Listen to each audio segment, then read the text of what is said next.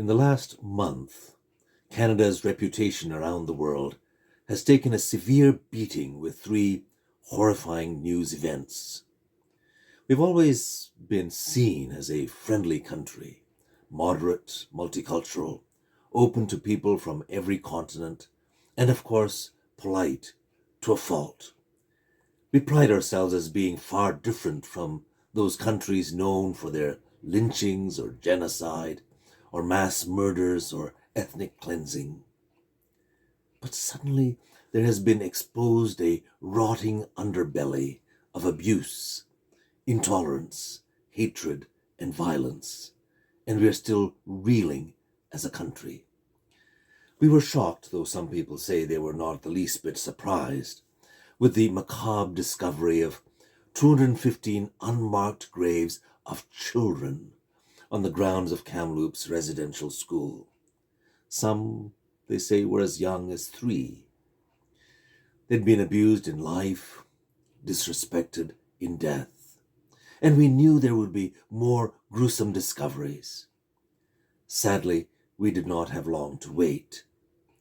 News has broken about a staggering 751 unmarked graves around Marieval Indian Residential School, located in Saskatchewan, in the region of the Cowessess First Nation.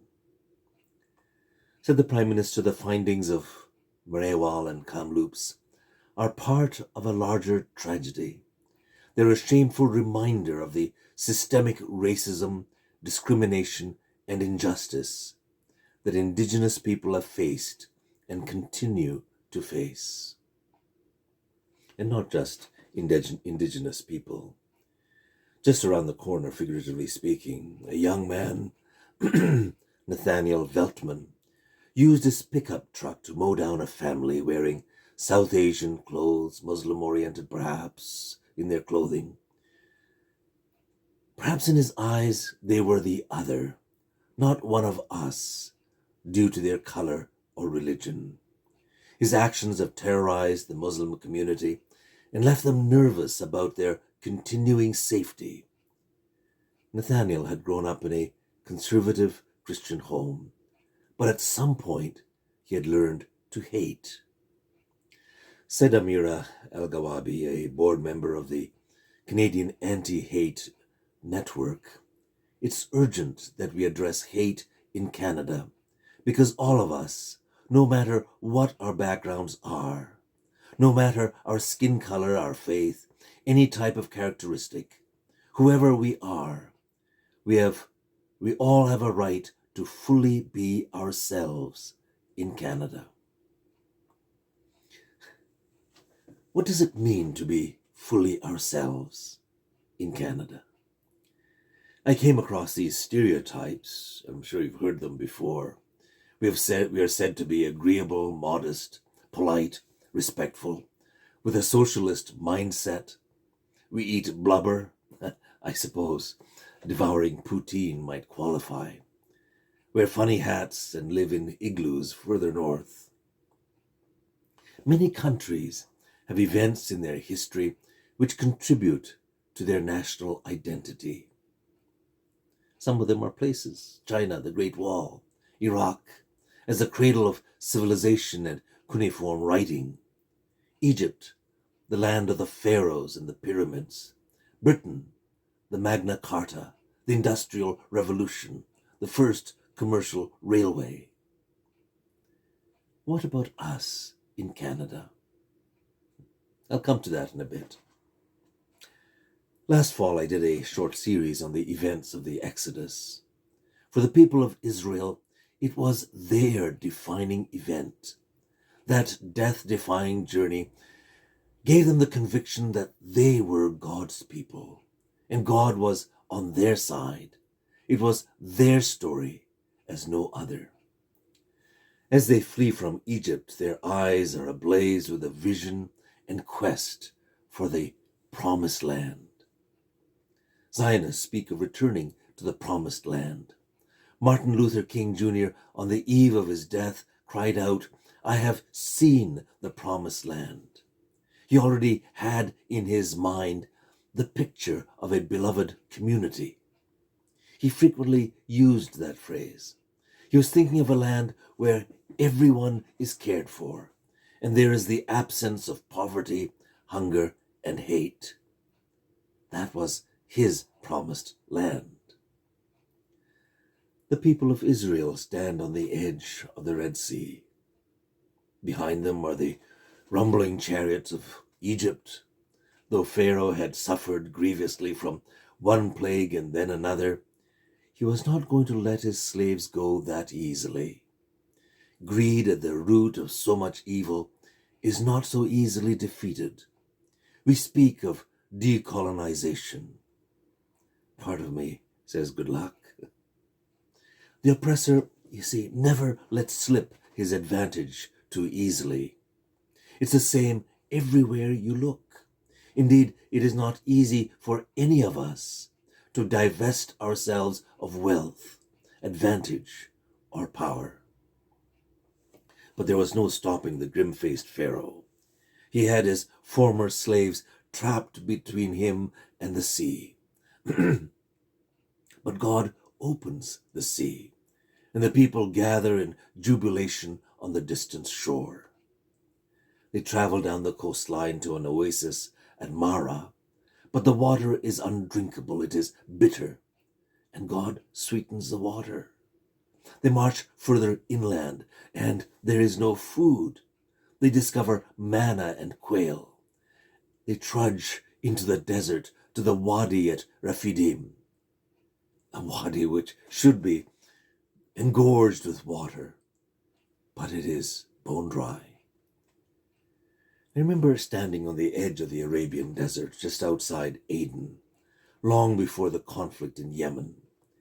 There is a mesmerizing beauty in the furrows of sand which stretch as far as the eye can see.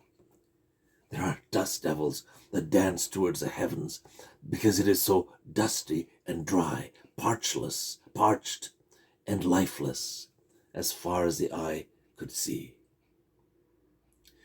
But before Moses and his followers, water flows from a rock. After 40 years of wandering, they finally ford the Jordan into the promised land. The Exodus, as you know, was not their finest hour. They built a golden calf to worship. They grumbled against God.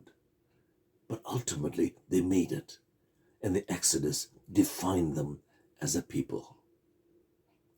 As does Masada, the mountain fortress. Perhaps you've been there.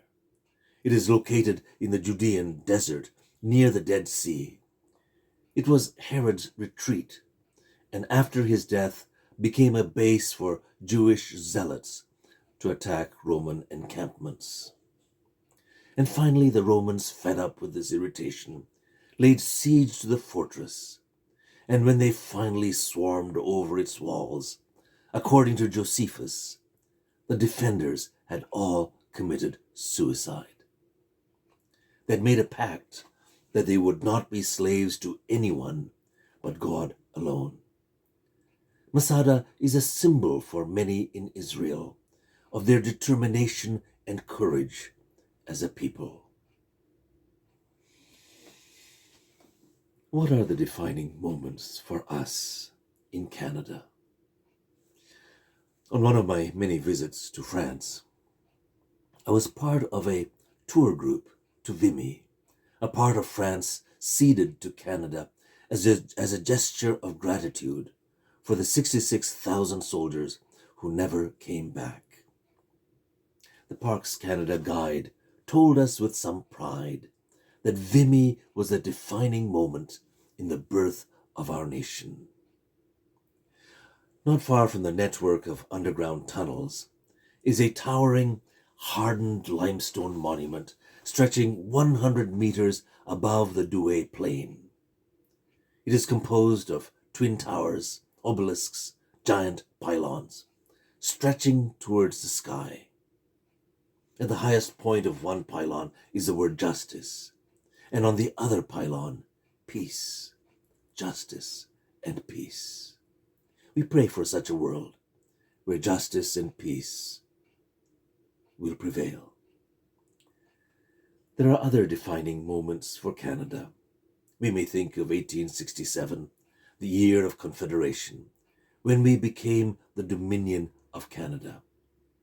I remember walking with my parents through the site of Expo 67 in Montreal.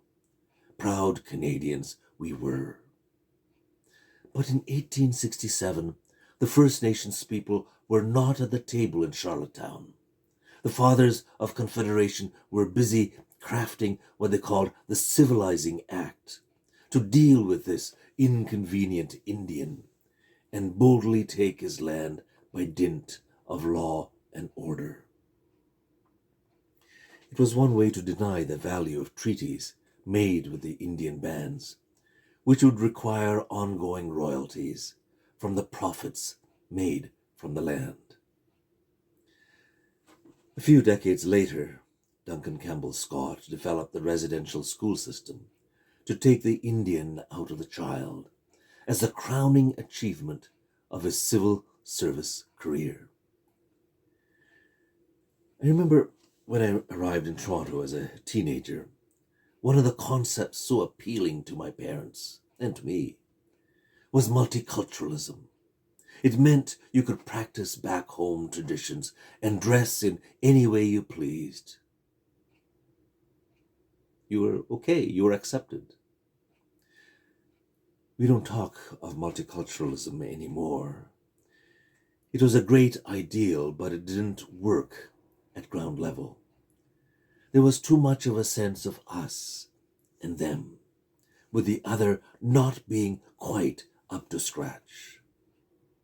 The notion of racial hierarchy seems to be deeply embedded in how we live and think, and it needs to be challenged by the higher ideal that in Canada we are part of an intercultural family.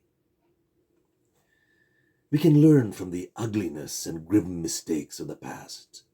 The Chinese head tax, the turning away of the Komagata Maru, the 300 or so Sikhs from the Punjab, when there was an open door to settlers from Europe, the incarceration of the Japanese, or our black history, which includes slavery and abuse, or the tragedy and horror of the MS St. Louis sent back to Nazi Germany, condemning its passenger list of 900 Jews to incarceration, concentration camps, and death.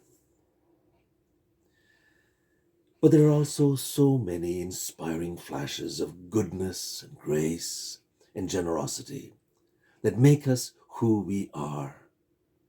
When I was taking endocrinology at the University of Toronto, we had a lecture from Charles Best.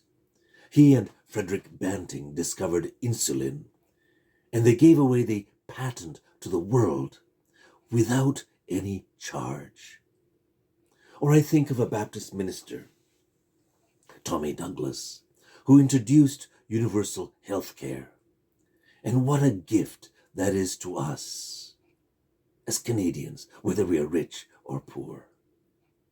Or Terry Fox, who hobbled across much of Canada knowing he would not reap the benefits of his labor.